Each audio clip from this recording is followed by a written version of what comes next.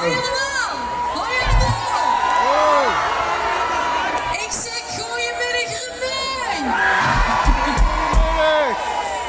Normaal gesproken zou je natuurlijk helemaal in die plaat gaan. Maar de jongens van Hard to Get hebben me gevraagd om het speciaals te komen zingen. En ik weet heel zeker dat je het allemaal met kunt zingen. Wat gewoon jongens, daar gaan we.